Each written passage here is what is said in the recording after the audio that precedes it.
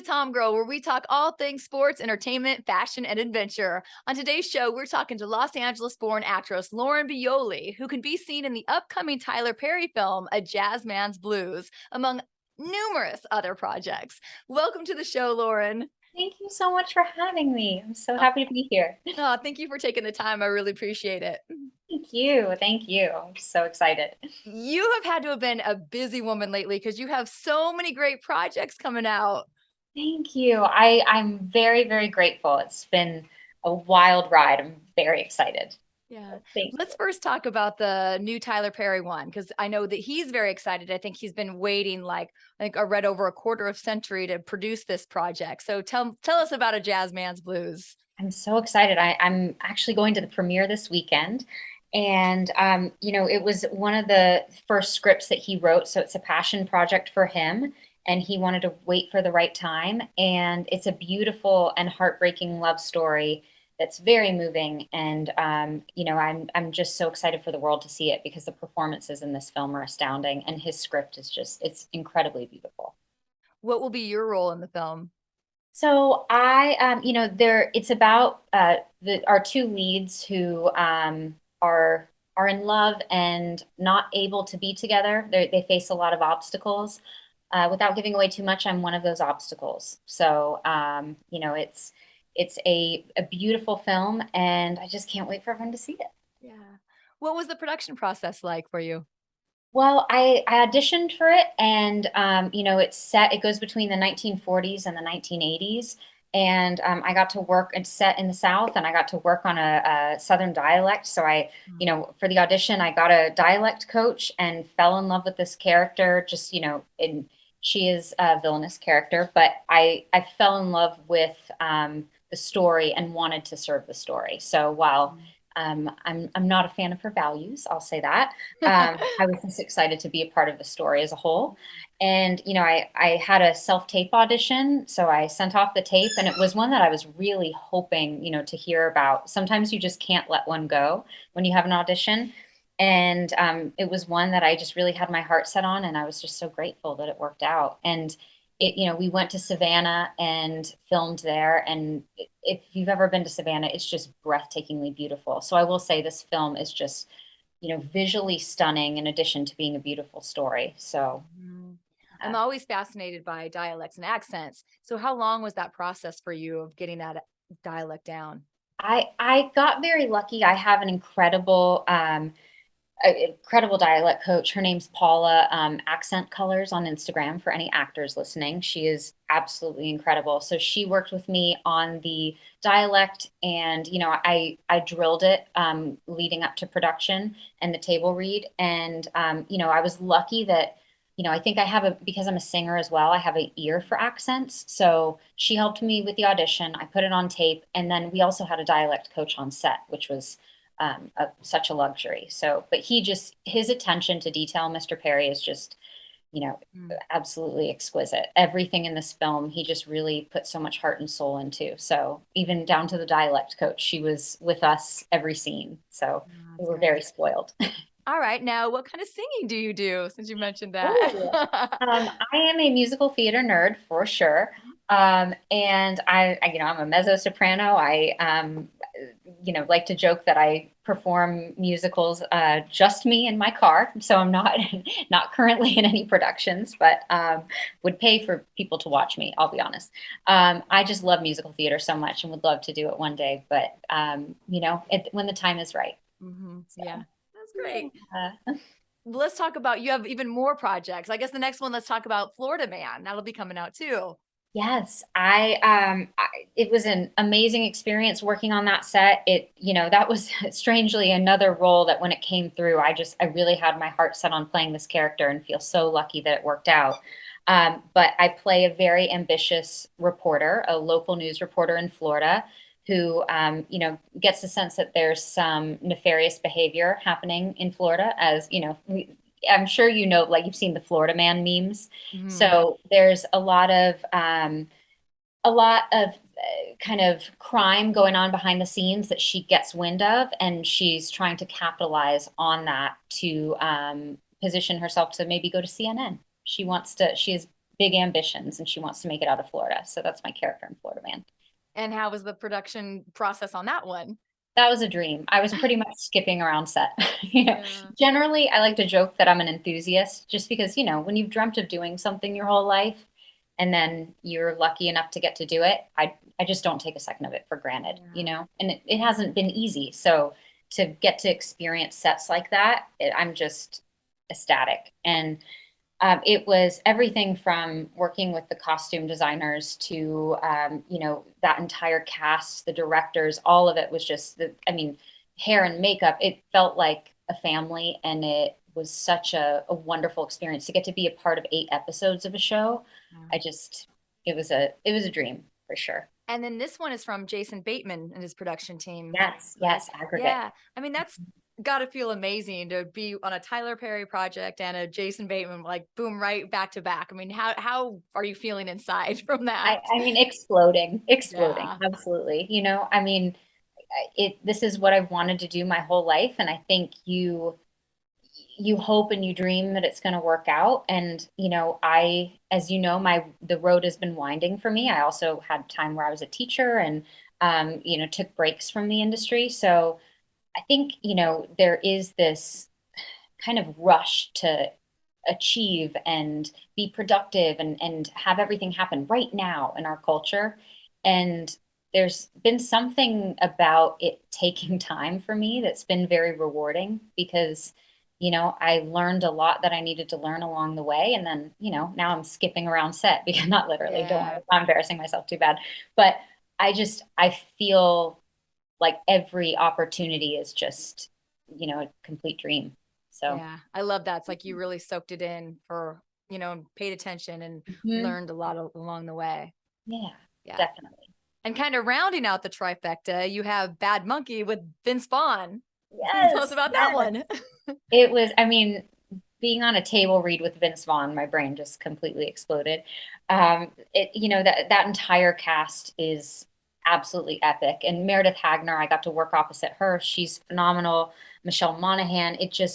There are such powerhouses in that cast, and to get to see them work and be so kind and generous and supportive, it was really a positive experience. And got to go to Miami and film, and it was just, I was definitely pinching myself. It was, you know, I was playing another ambitious kind of villainous a woman. It was a lot of fun. And, you know, to be a part of a Bill Lawrence production was just really exciting. Yeah.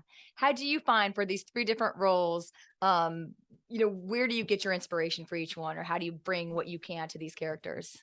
It's so funny. I think it's definitely an amalgamation of, you know, people I've met, experiences I've had, shows that I watch. You know, I like to joke that sometimes I'll watch Real Housewives because I'll just take little things from here and there, just like physically, vocally. Sometimes you never know. And even in styling for an audition, I'll see something watching reality TV that I'm like, I'm going to steal that. So just kind of trying to find inspiration everywhere has been really helpful. And then really, you know, making sure they're distinct in terms of their physicality, in terms of their backstories, all the things that we actors like to nerd out about. It's really helpful because, you know, you'll be on set and they'll say, okay, go ahead and improvise, you know, and then you don't regret like spending hours because I play a meteorologist in Bad Monkey. And when you're told to improvise, you're like, really glad I watched all that footage of meteorologists, you know. So it's great to try to find inspiration everywhere and yeah, and draw on it when you can. hmm So you were Los Angeles born, which sometimes is rare out here when you're living out here in LA for the actors that come from all over. So tell me a bit about your journey, starting in LA and then getting to where you are today. Yeah. So when I was born in LA, and my mom was very smart. She started me in commercials when I was little, and she thought, you know, we'll save for college. And she always said to me, you know, if you're not having fun, we'll stop. But I think she got a sense of my personality from a young age, and that I was outgoing. And she put me in drama classes when I was little, and singing classes and dance. And I always loved it, and it was always fun. So you know, there were times that I took breaks from the industry when I needed to kind of recalibrate and maybe do something different and realign. But when I was a kid, I loved it. And then, you know, we left LA when, my dad got transferred for his job, and we ended up, went to middle school, high school in London. And I was lucky enough to work over there because I had an authentic American accent and I had great experiences over there. And then when I went to New York, I ended up spending some time in addition to training outside of college, teaching kids. And so, after teaching for a while, I ended up finding acting again. And I acted for a bit in New York, like for the love of it. But professionally, I just moved to Atlanta about 4 years ago, and this market has been very good to me. And then now I go between LA, New York, and Atlanta. Hmm. It's great to be able to spend a time like that. Yeah, yeah, and it's funny because my mom is originally from Smyrna, Georgia. So it's funny. This is one place because we moved around a lot when I was a kid that I've always come. It's one place I've always come back to. So it strangely feels like a bit of home. My Mhm. grandparents. Yeah, my grandparents were here, and so it's nice. Did you have any real good, I mean, because my parents were teachers, so I know sometimes there's a lot of like crazy stories or crazy kids. Do you have any good like teacher story that comes to mind? Oh yeah. So I had a 4-pound Pomeranian named Marilyn, who was my dog, and I trained her to be a service animal. So I went to children's hospitals with her and senior living facilities, and I could bring her to the school where I taught. And I would write children's books when I was a teacher. Marilyn goes to the Met, or Marilyn goes to MoMA, Marilyn goes to the Arctic. And one day, a parent came to pick up their child, and they said, and I don't want to say little boy's name, but this little boy told me that, you know, you have a talking pomegranate. She's like, "Are you okay?" And I was like, "A talking pomegranate?" And I said, he said, "Yeah, you have a pomegranate named Marilyn." And I was like, "Oh, yes. So I have a Pomeranian and she writes books. Her name is Marilyn." And then I got to bring her to the school, and the kids were like, "Marilyn, why aren't you talking? Marilyn, you can write books. Talk, Oh. talk." So, yeah, that was one of my favorites. You have a talking pomegranate. But yeah, the stories all the time. I mean, that's the funny thing about kids. They call it like they see Yeah. it, and there's never a dull moment. And I miss talking to kids because, and it's nice. I can still work with kids on set, and I coach, so I work with kids, coaching them on auditions. But just those conversations that, stories for days. Yeah. Yeah. I love it. Yeah, Awesome. yeah. All right. So let's talk about how you like developed your craft over the years. What are some lessons you learned or, classes you took or things that you think have really helped you along the way? Yeah. So I'm a huge class nerd. I love to continue studying, and I'm a big fan of saying, take the best, leave the rest. You're going to learn from, different schools of thought, different studios. So I'm a big fan of staying in class and also asking other actors what studios have resonated with them. In Atlanta, I love the Studio Drama Inc. In LA, I love Leslie Kahn. In New York, I studied at Lee Strasberg and Stella Adler. In London, I did the Lambda certificate program, and I went to the Central School of Speech and Drama. But I mean, I love working with different coaches. I love, trying to continue to find new voices and new influences, because you're always going to learn something different from everyone. Hmm. Yeah. How do you prep for an audition and has that changed over the years? It has. I think what has shifted lately is really, I think sometimes the older you get, the more pressure you can put on yourself. And sometimes I just have to zoom out and remind myself to trust my instincts, that all the work and all the studying and all um, you know, the training is in me. And sometimes I just have to trust my instincts and get out of my head and get out of my own way. So that, as of late, that's kind of, I'm really trying to remind myself to come back to a place of joy and creativity and inspiration, so that I'm not, sometimes you can strangle an audition because you want it so badly, Yeah. and it's just saying, like, where can you have fun with it and trust what you're bringing to the table. Hmm. You also are very vocal about body positivity and like have talked about how, over the years, learning to love yourself more. And tell me about how that mentality has like changed for you and how you feel about that. What a journey. So, there was a period of time that I took a break from the industry because the thing that was really being encouraged was trying to make my body look different and focusing on the exterior. And I kind of fell into the hands of a team that wanted me to focus on being thin and pretty. And, when I was young and more impressionable and really, I'm ambitious and I love this business with my whole heart. I love this craft. I thought, oh, is that just part of the job? That's what you do. You have to, do as you're told and look a certain way. I had to take a break because I I think the more I focused on that, not from a place of health and inspiration and, taking care of my instrument as an artist, that really wasn't a healthy place to live. And you can't create work that you feel great about if you're not healthy.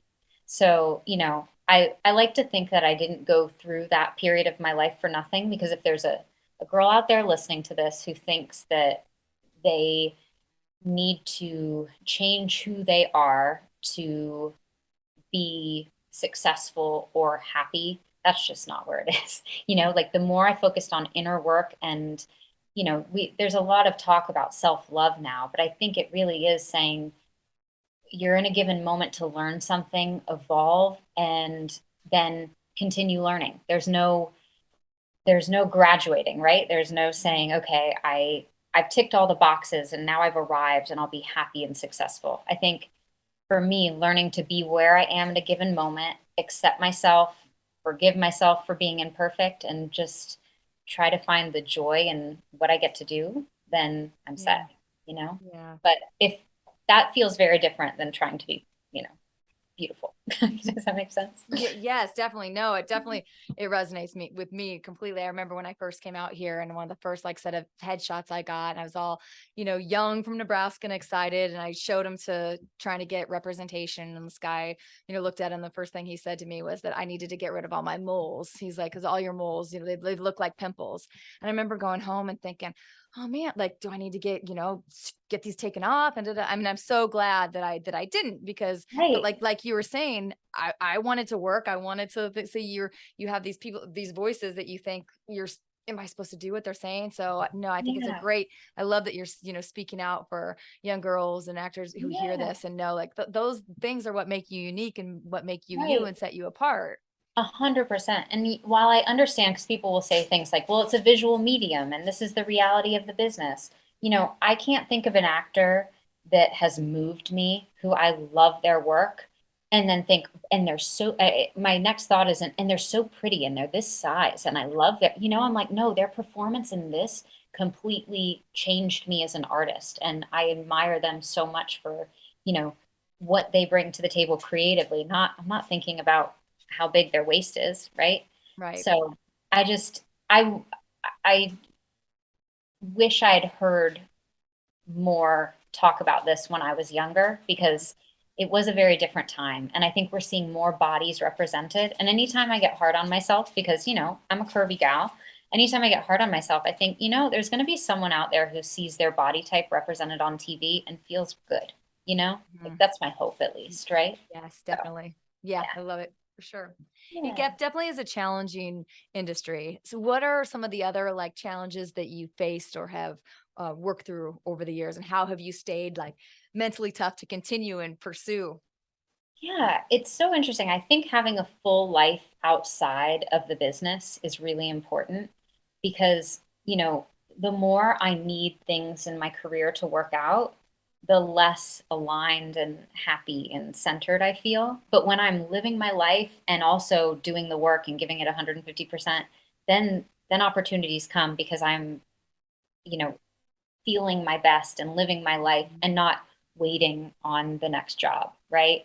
Mhm. So I think it's a practice, because when you love this, you really do want the next opportunity to grow as an artist. But that can also happen in your auditions. That can happen in class. That can happen sitting down and reading a script with a friend, deciding to write something. So I think there is this fallacy that, I need to be on set or I will not be fulfilled and happy and successful. And it's like, but you're an artist whether you're on set or not.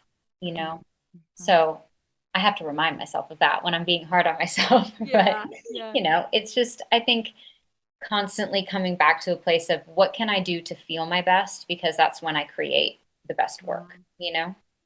Is that one of the reasons you're a big horseback rider and equestrian? Does that help you balance this It's so world? funny you say that because I was a huge equestrian as a kid. I, competed and my family actually ran an equestrian center in Florida before we moved to London. And for a while, when we lived in London, I taught at Hyde Park Stables and there was a question mark for me, like, am I going to do this professionally but I my heart is in acting, and then also I can always volunteer. Where there's a center here in Atlanta that you can teach kids with special needs how to horseback ride. So Mm. it's a great program, and there are ways I can still do it. And then trying to carve out the time for me now to just do it for the love of it. Not to compete, not to have my own horse or anything, but just to. I have a friend in Atlanta who has her own horse, and she just recently took me riding, and it felt like a real soul moment to get back Yeah. to that passion outside of the industry. So it's just making more and more time for that, hopefully. Yeah.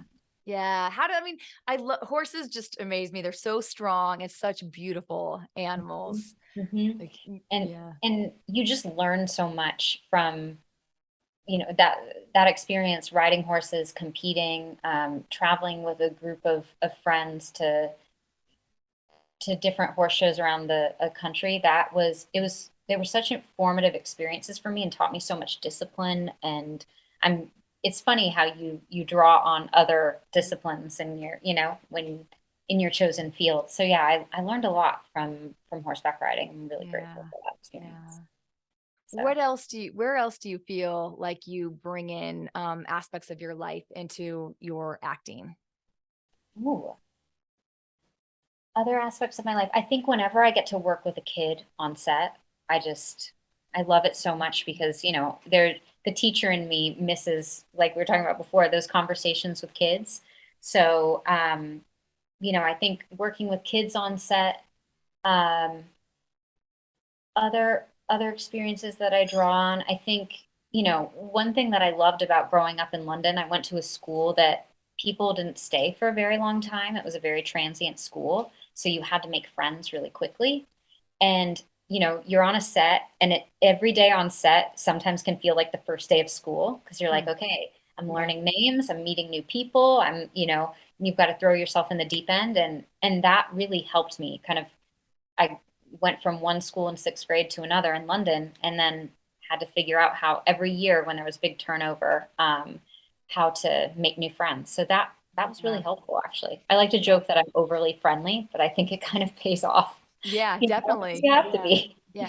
Are there any other things just like that that maybe surprised you about being on set more that, were aspects that you didn't think about before they happened? Yes. Yes. That there's a lot of different energies on sets, and that it's very easy as an artist when you're an empath and you're picking up on different energies that like 2% of the time is it about you. There's deadlines, and there's a lot of pressure that it's so easy to look at it and say like, oh, is that energy about me? And they're just Mhm. trying to make sure they get all the scenes shot before the end of the day. So I think that was something that surprised me, is like how not only do you need to be resilient in not taking no's personally as an actor, but not taking other people's energies personally. Unless Mhm. you're not being nice, then it's probably about you, Then Then it's yeah. like it's probably you. But generally, have you read the book The Four Agreements?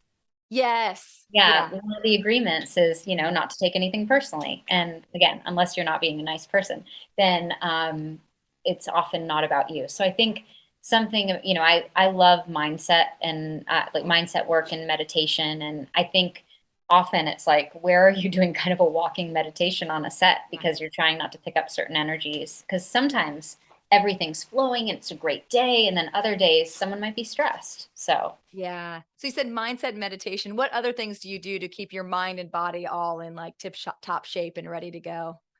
moving my body daily, even if it's walking my dogs, just making sure I move. I'm a big fan of morning pages. Julia Cameron, the Artist Way, her morning pages.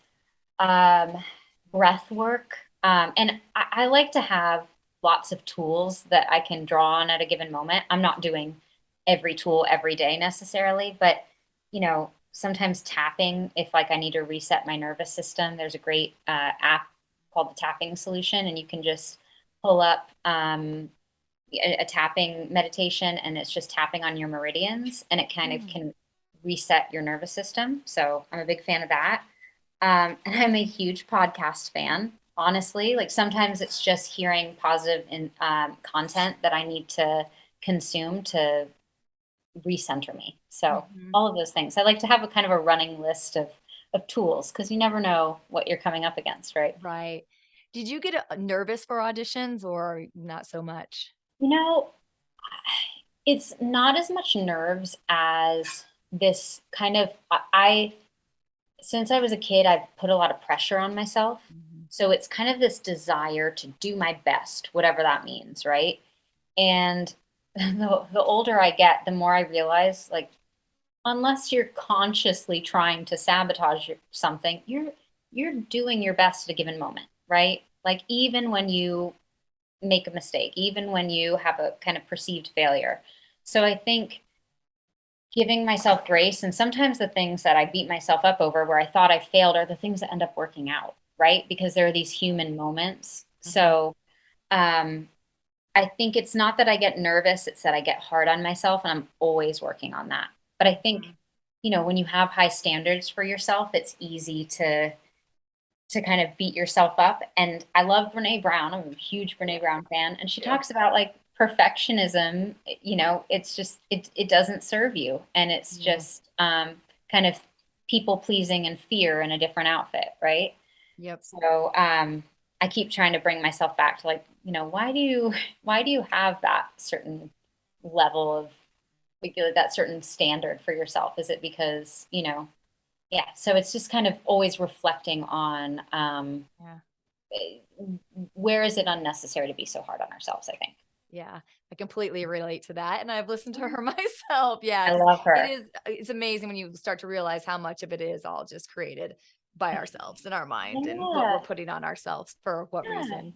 And this came up for me. I was just thinking about it when we were talking about body image. But, when I was a teacher, I would never look at a child and their artwork and pick it apart, right? Like it just was what it was. And they were like this perfect, whole, complete little human being. But then we grow up and we start just like picking everything Yeah. apart. And it's just interesting and trying to, I think, always bring ourselves back to that place of, we're doing the best we can. And what is it worth if you're not enjoying it, you Yeah. know? Yeah, definitely. So, Well, speaking of the beauty of children, you do a lot of extra work with special needs kids and foster children. And talk about some of the programs that you're involved with that are near and dear to your heart. oh, I would love to. So when I was a teacher, I worked with kids with special needs, and I was lucky enough to meet uh, an incredible organization, or incredible group of people who run an organization called the Heart Gallery, and they help um, find forever homes for kids in foster care. So, like I said, I lived in Tampa when I was younger. I lived in Florida before we moved to London. And my mom is still in Tampa. So I went back and did some theater there for a while and met the people who run Heart Gallery Tampa and got to work with them when I was living there. And now, I just had a conversation with them today. It's like, I really want to just keep supporting you as best I can. And the main thing is, Lindsay, who works there, said, just continuing to spread awareness for the organization. They partner with photographers to take like gorgeous photos of these kids to showcase their personalities because, whether they come from difficult familial situations or they have special needs, they really take the most kind of at-risk kids and help place them in forever homes. So they do. There's a variety of ways to get involved outside of obviously adopting. And I just spoke to Lindsay today, and she said they're actually able to place kids in homes outside of Tampa. So there are heart galleries across the country, but I know the Heart Gallery in Tampa is also able to place kids in homes in other states. So for what it's worth, if anyone's listening and interested in adoption, But outside of that, there's a great program that they have called Birthday Buddies, and you can sponsor a child's birthday party while they're, in the process of finding their forever home and just improve their quality of life. You can donate to Heart Gallery to support the work they do. And then every holiday season, they do a drive to try to make the holidays as special as they can.